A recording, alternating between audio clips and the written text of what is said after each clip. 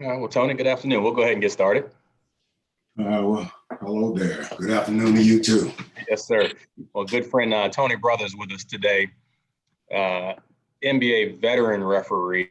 Welcome to all of you all out there to Sports Talk 757, episode number 7, with Tony Brothers, Norfolk and 757 native who's just done a ton in this area for the youth, philanthropic community, the basketball community, Old Dominion, Norfolk State, and many more entities.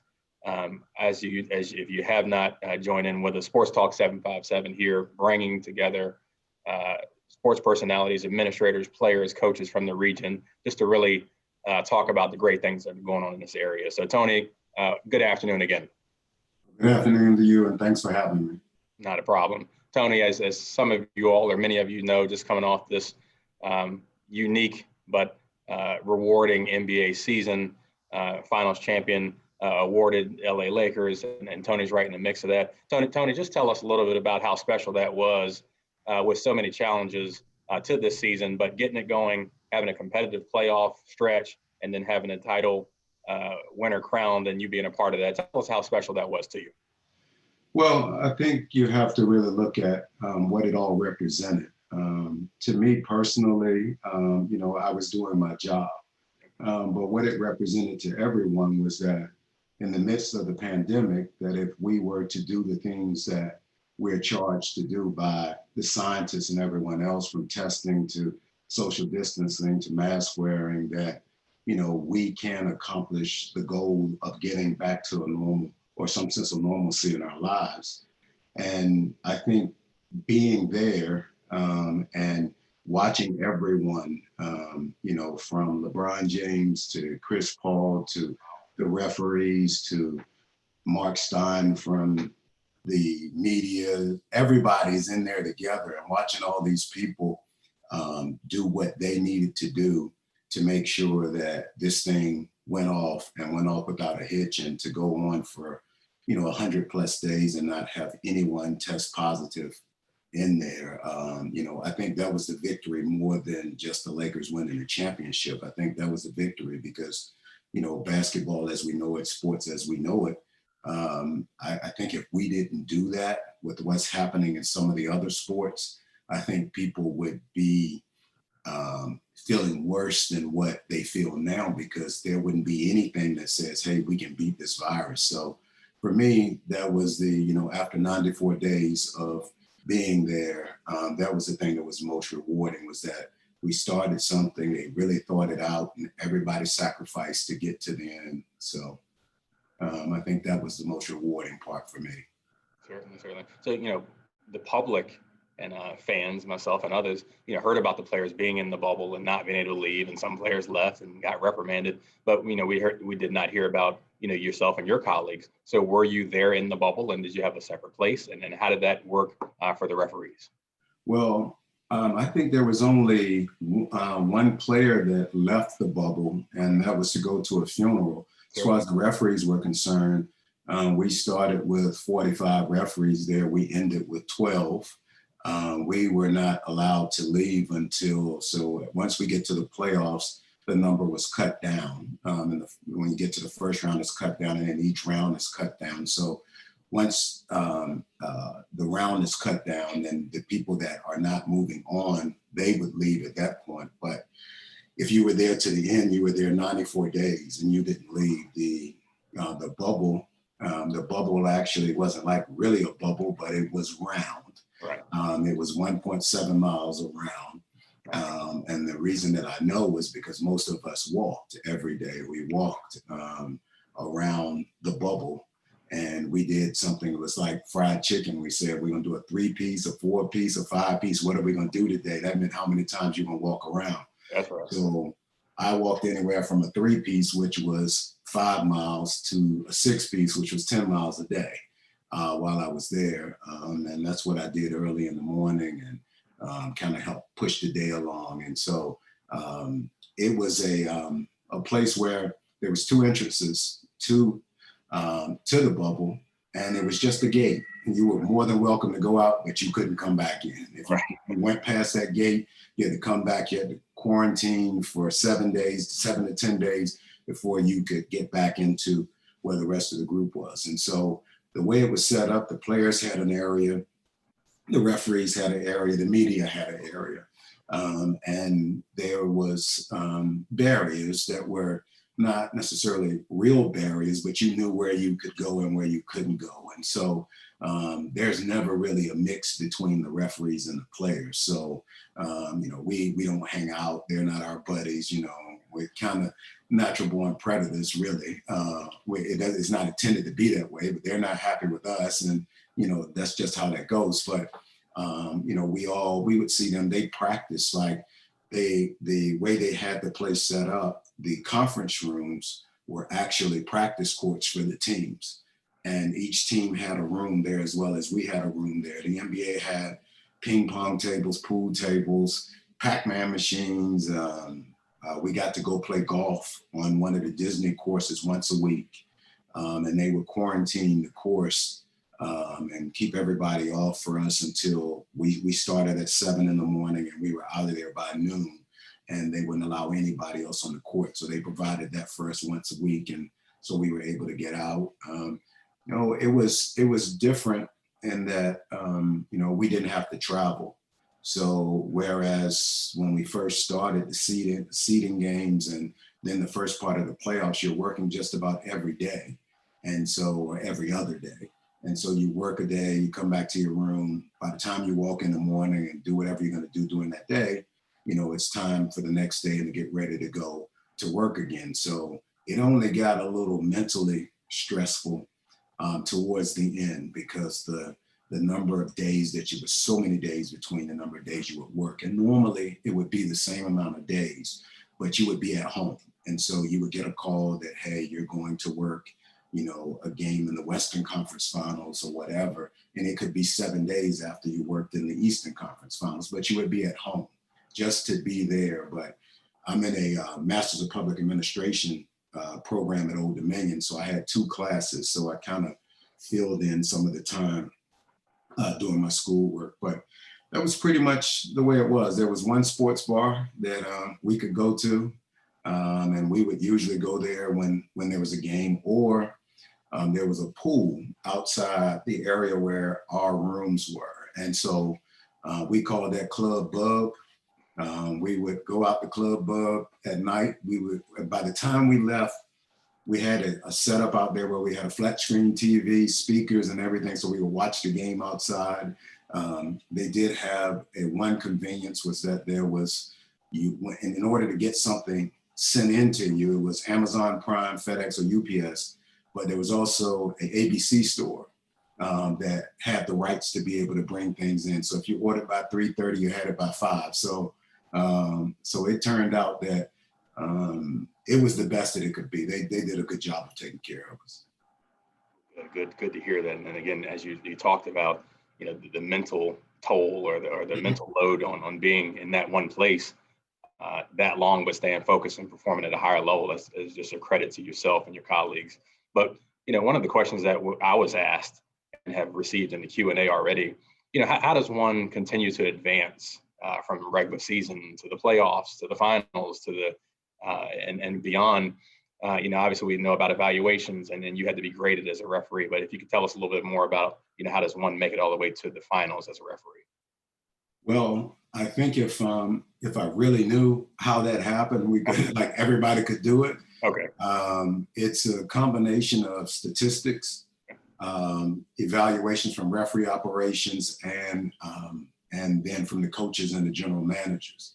I think it's not a longevity thing. It's just I think it's sort of subjective, and you take all those different entities and put it together, and you say, hey, these are the people that we're going to use. It doesn't mean that one person is better than the other or whatever. I just think sometimes these are the people we have confidence in certain situations. And for whatever reason, I really don't know, but we have 70 people, and I believe that any of our 70 people, given the opportunity and given the amount of experience that I have gained over the years, could do any of the games that we have. So It just happens to be my turn. Okay. And like I said, I really don't know how they pick. You know, my goals every year when I start is to make it back to the finals. So I've made it there for the last 9 years. 12 people make it to the finals out of the 70 people that we have. And so that's my goal. If I don't reach my goal, I'm not going to tell you that I wouldn't be happy. I mean, that's how we measure success in our business. And I think we're a little wrong in measuring it that way because we're one of 70 people in the world that do what we do. But even within within that, there is a thing, a push to be at the top. And, and sometimes, competition isn't always great, but I would say that I believe that it's a collective effort of all of our referees all season. I can't work all the games by myself. And so when they're with me in games, they make the game work like the game works, and then they pick who they pick. So I'm fortunate. God has shown me favor to be, in the 12 for the last 9 years, but I do believe there's other people that could do just as good a job. Well, I certainly credit to your experience and professionalism. With that said, and along those same lines, how does one stay in shape, both physically and technically, to maintain that high level of preparedness that you do each year, especially for those last 9 years? Is that NBA training? Is those things that you do on your own? Is that camps and clinics that you had to go through? How does that work in your off season? Well, in the off season, I actually, not even in the off season, I have 33 high schools in the area that I assign the referees for. Okay. And so, it was Leroy Richardson and myself's desire to kind of give back to the area, and the officiating had sort of gone down around here. And so we got involved. And so by being involved as much as we're involved and having to really stay on top of things to train and develop other people, I think it just makes us better. Okay. And, as far as physical conditioning is concerned, I still just walk. I do enough running during the season. I watch what I eat. I watch what I drink. And I do quite a bit of walking to, sort of keep myself where I need to be. The NBA, when we go to training camp, we have a weight requirement. It's based on the Army scale, or the old Army scale now, where it was age and height. And so I have a weight that I have to meet, and we get weighed 3 times a season. So, appearance is a big thing for them. And, for me, I think that if I wasn't doing what I was doing, I probably would not be in the shape that I'm in, and probably in the, health-wise, not a good position as I'm in. So, but I will say something. I'm looking at your beard, and your beard's black. So my beard's gray and my hair is black. So I let my hair grow in the bubble for the first time in a long time. So everybody thinks I'm dyeing my hair. Right. Like, everybody likes the gray. If my hair was gray, I would be okay with that.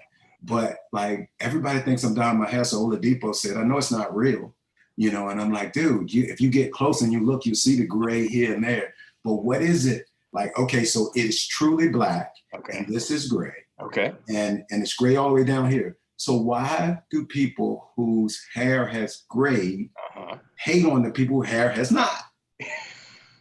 Why is that? I don't know. I'm appreciating. I wish I had dark, thick, black hair on my head. It's not going to happen. I'm not going bald. They said it was a toupee. It was hard to get. We had Eric Lewis cut my hair in a bubble, but, some games it would be a little longer than others. But so anyway, I just had to throw that in. No, it's a perfect disclaimer. It's an announcement. Hey, Tony's the real deal. There's nothing wrong with that.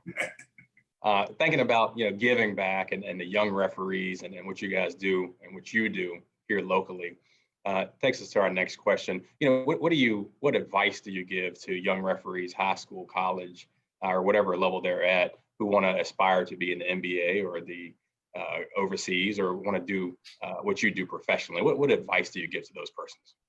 Well, I think that you really just have to be the best referee that you can be wherever you are, because the reason why I'm in the NBA is not because I was that much better than anybody. It was because opportunity all of those things have to fall in place at the same time. It's just not about being good at something. And so I came along where there was a push in the NBA to bring in minority referees at that time. And so they were looking for minority referees. And so, like I said, there was a whole lot of different things that fell into place for me that could have just been the referee that was right beside me.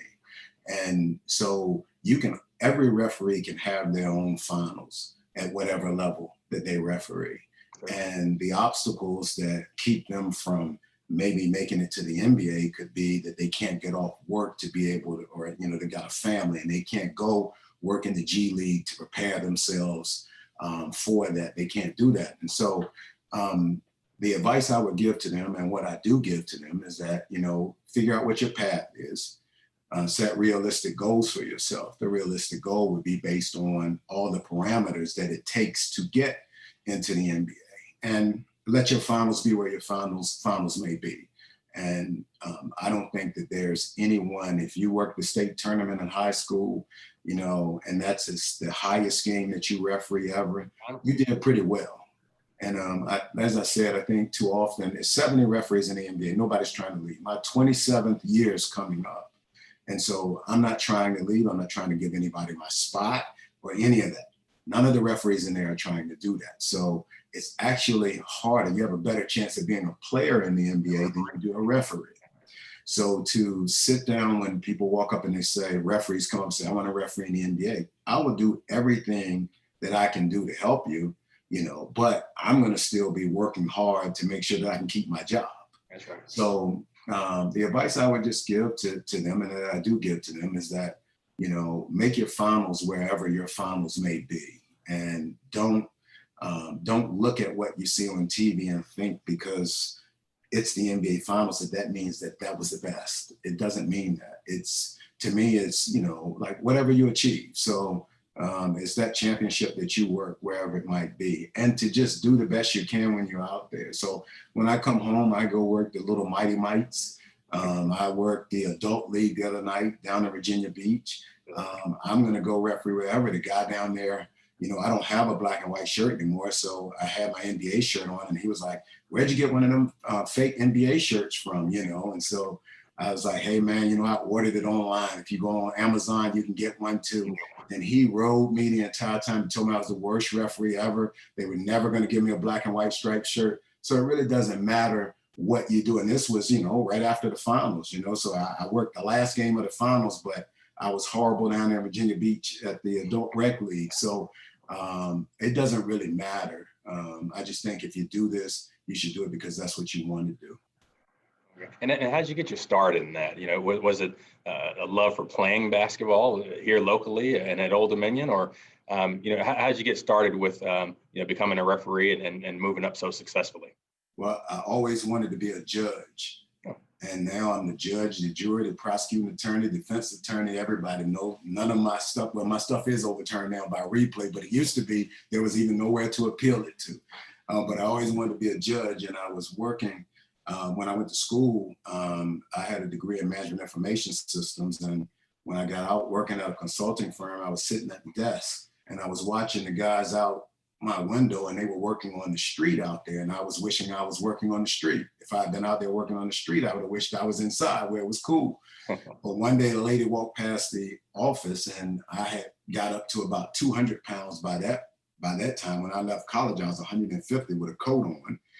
And so I'm up at about 200 pounds, and she had a referee shirt across her arm. And I asked her what she was doing, and she told me she was going to referee. And I asked her how to get started. So I actually started with baseball, and then I moved to football, and then basketball season came.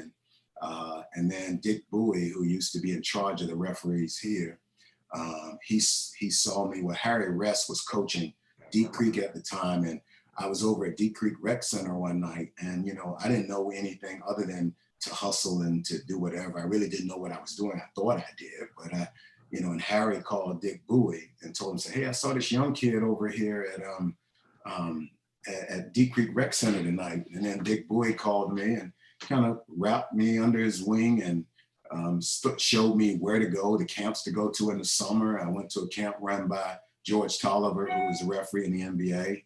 At the time, Hugh Evans came, a longtime referee, saw me, asked me, was I interested? The first year I told him no. I thought everybody was, like 80 years old, because at that time the NBA finals came on tape delayed on CBS, and it was always the older guys that were working. And then the next year, Norfolk actually got Cox Cable. That's how long ago it was.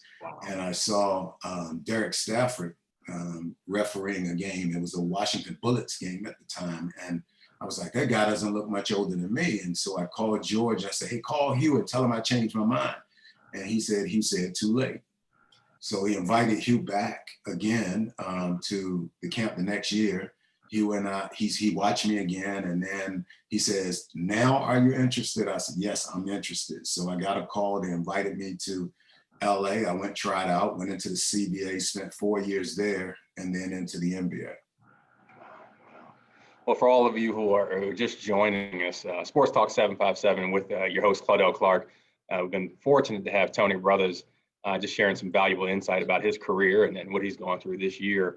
We're certainly fortunate to have Atlantic Bay Mortgage, Optima Health, CHKD Sports Medicine, and the Hampton Roads Chamber as our sponsors to kind of power this thing on a weekly basis. But Tony, again, great having you on the show here and provided some great insight and answered some great questions. Kind of back to the bubble, we talked about the 1 piece, the 2 piece, the 3 piece, walking around the bubble, but we also know that you all did some marching there for the racial tensions and things that happen across the country to, show your support and show your observations. So if you could just kind of take us through the atmosphere at that time, in the middle of the finals, in the middle of COVID, in the middle of the bubble, this perfect storm of things that happened, yourself and the players just showing unity and support for what was going on across the country. Just tell us how that atmosphere was. Well, there was tension before we even got there because, everybody was, really focused in on the social injustices. And as a group, we have a diverse group. And so we were meeting, discussing things, discussing our position. We would speak, some of us would speak for it. Some people would say they don't understand it. And so we were really dealing with the same thing in our small community that everybody was dealing with everywhere. And so we worked real hard as a group to sort of come together where those that did not understand started to understand a little more. Those of us that felt we understood, we got a better understanding of why they don't understand. And so we were able to hash out a lot of things and actually came together. And so when you saw us marching, it was a diverse group of referees marching. And I happened to be one of the referees on the game when Milwaukee was going to play Orlando, when Milwaukee doesn't come out. And it was an eerie feeling just to know that, one, for people to take a position like that, this is their job. They could have been fired, and people say, oh no, they could have been. And for them to take a position that strong and just say, hey, listen, we're just tired of this. We just want to feel like, as Black men, we just want to feel like we matter. And even the white players, were the same way. And so for us, the players met that night, we met that night, and we decided to show our support for them. The NBA, I felt, led the way in allowing, or even encouraging this sort of culture that will allow you to express yourself. And I know that there were people that did not like the fact that, Black Lives Matter was on the court and all of that. But I think that if you're at the point where you don't like that, then you really don't think that it matters. And for somebody to have to put it on the court, for a major corporation to say, hey, we're going to put this on the court because we believe this to be true. I mean, I think it's something that everyone should think about. And so for me, it was an awakening. I haven't lived that struggle in my life. My mother was successful. Everything that I know in life was really built on success. My grandfather was super successful.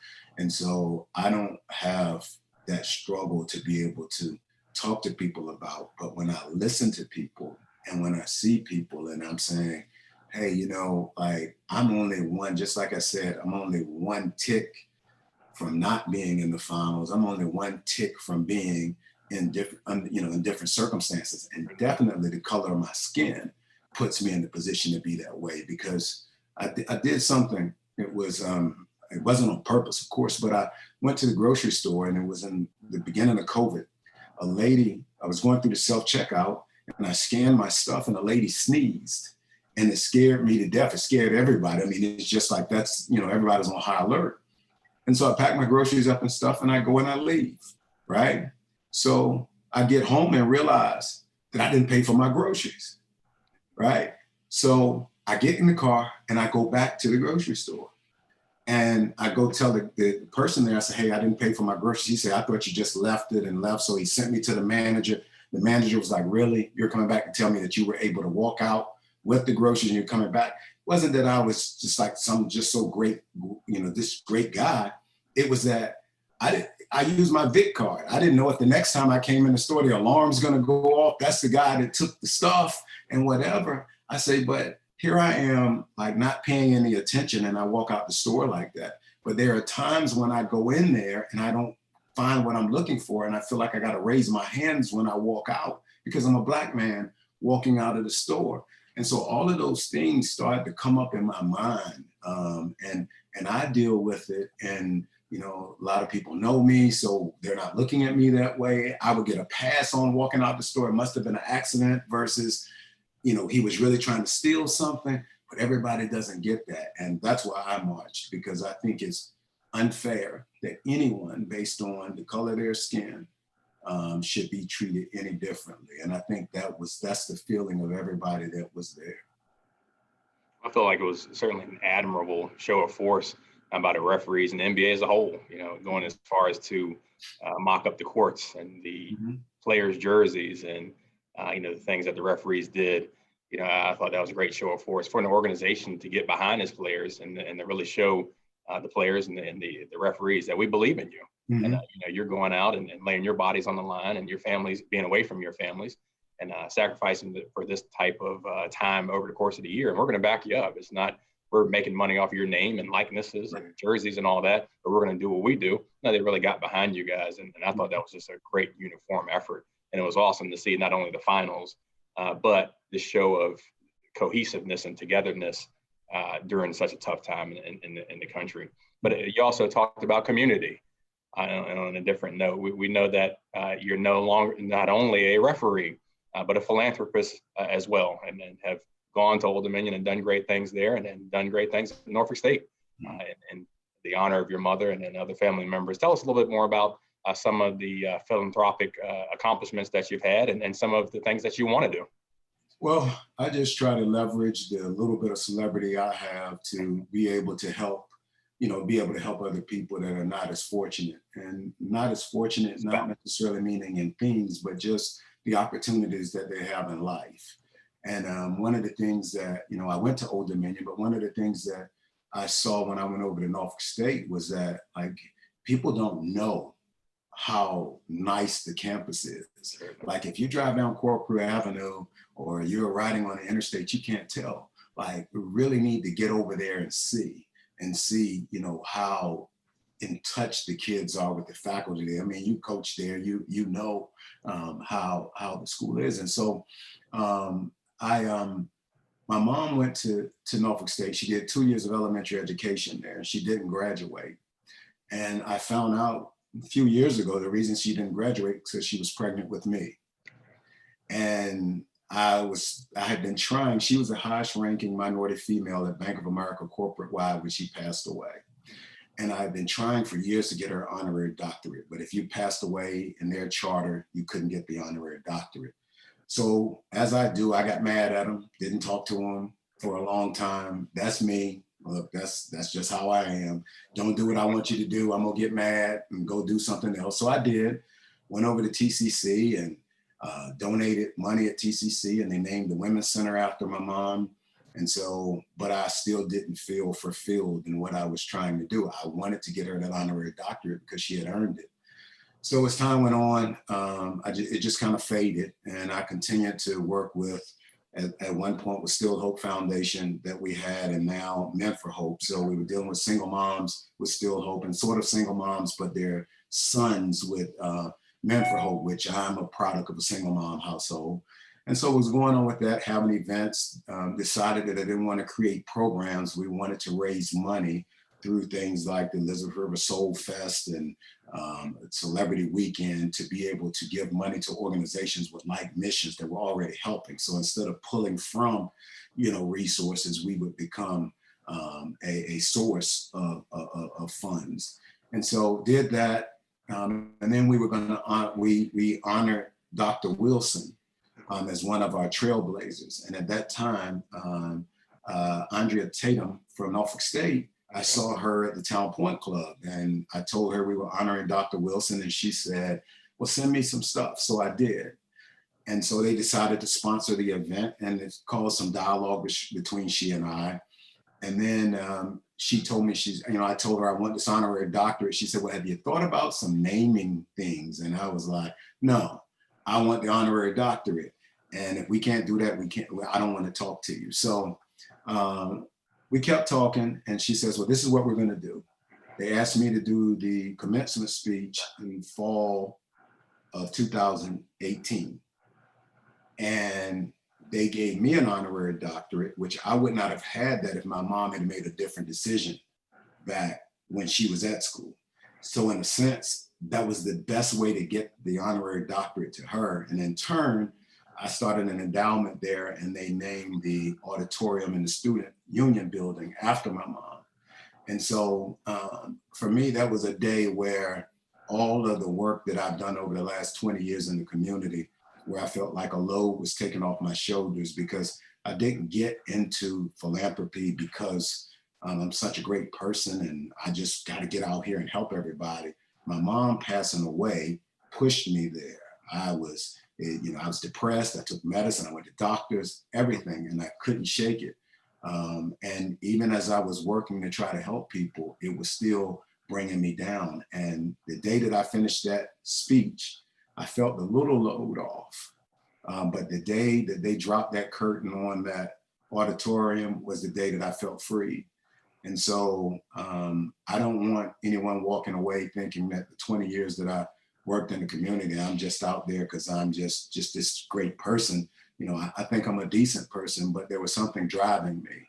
And now that that's over, I'm still continuing to do those things because it's in my blood now. And I think that's how God was steering me there. No, he didn't take my mother away to get me to do what I did, but he knew it would be a byproduct of my mom not being here. So I enjoy doing things to help other people. And, I try to take myself out of it. My mom used to tell me, don't try to be a king or a queen, create kings and queens. And so, I try to do all I can to help promote other people, in the midst of the things that we do. And so, that's my spin on the whole philanthropy thing. It's a way to give back, but, and I know we need more people to get out here and be willing to help people, but it's not because Tony Brothers is just this great guy. He's getting there. I'm working hard. God's working on me all the time, but it's really to honor my mom. That's all of us, and that's a great story that a lot of people didn't know, and I heard of the graduation speech and heard of the endowment, but I just did not know the backstory. So we appreciate you sharing that. We've heard Still Hope, Men for Hope. I've been a part of some of the celebrity weekends, golf tournament, comedy shows. But tell us a little bit more about that and your future plans. And is that still up and running? And when is the next edition of all of that? Yeah, so Men for Hope is what's the current foundation that I have. And yes, it's up and running. So we have partnered with Norfolk State, and Achievable Dream, the Boys and Girls Club. We partner with a lot of organizations with like missions. And so we raise money each year and support those organizations. So an Achievable Dream has 2,200 kids in the program, 100% graduation rate. The kids come from pretty tough backgrounds. And so for them to be able to do that, 90% of the kids go to college. 10% go to trade school and the military. So for somebody to have a program like that, it doesn't make sense for me to try to create a program like that. So what Men for Hope does is we still have the celebrity weekend. I tell people, you buy a ticket, you're a philanthropist, because that money from that ticket is going to help them. When we partnered with Norfolk State for the Elizabeth River Soul Fest, and we will continue to do that, 20% of whatever profit comes from that goes to the school without them having to put any money into the whole pot. And so our goal we were going to have this year would have been a couple weeks ago. It would have been SWV, Jeffrey Osborne, and the OJs in Town Point Park, but because of COVID, we weren't able to do that. But the first year we had SOS Band, Stephanie Mills, and Shaka Khan. We had about 7,000 people there. Our goal was to fill the park up with about 14,000 people this past year. But next year we already have the park scheduled. I believe it might be September 25th, there around.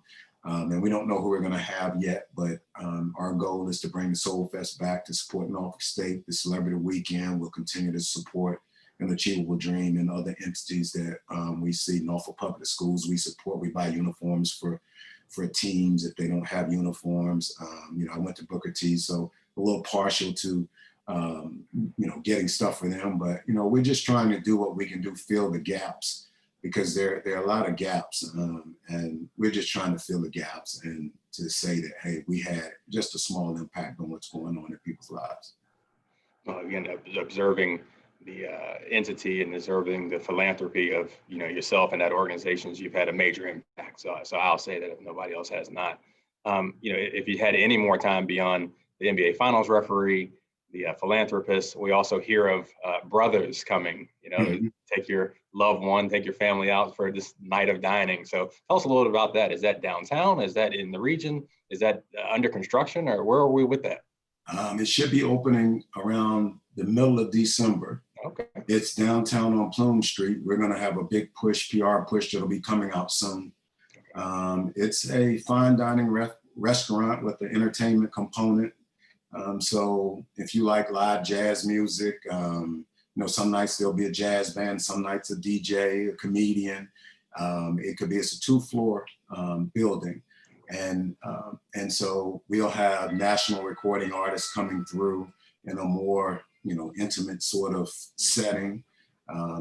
We've got some really good chefs that are coming in. And I think it's going to be something that everybody is really going to sort of embraced. Everyone's been, I've been trying to hype it up a little bit. I'm afraid to get it all hyped up until we get everything in place. It's another way. We're trying to take young people that are in the industry, whether it be chefs. It's a continuation of that philanthropic culture, taking young people who may go and have been working at a restaurant and then behind an executive chef that was like there to stay, and they just wanted to be creative and do things. And so we're going to take young people and develop young people. But I mean, they're super talented already, but sort of push them out there again, creating kings and queens, pushing them out there.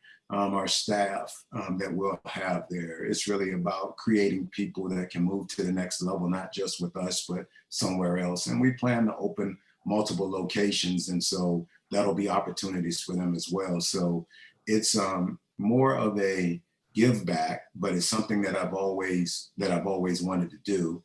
And so I have a partner, Terry Webb's my partner, and he's pretty well known around here for the things that he's done. And so he's here all the time. I'm here some of the time, but we have people that'll make sure that everything goes the way it goes. So the food will be good. We just had our chefs prepare our menu items for us a couple of days ago. And I ate so much,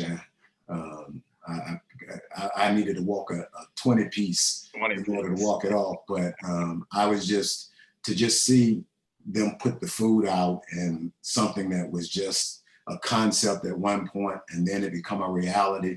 I was like, I know my mother's looking down and smiling a little bit. And again, that's really all that mattered. I never thought And I would just tell you, because Terry and Kelly came up with the name. That was not my idea, right? I was against it, but they said that, that what you have built in the area, like, we need to use the name, and especially since we are going to work to develop young people and all of that. And I said, yeah, but people are funny because when they see Brothers on the restaurant, well, he had to name it after himself. I had nothing to do with it. And actually, Terry wanted to name it Mr. Brothers, and I said, absolutely not. So I'm just getting it out here now that, but it's the type of restaurant that it is. If I saw that name somewhere else, I would be like, oh, that's a good name for the type of restaurant.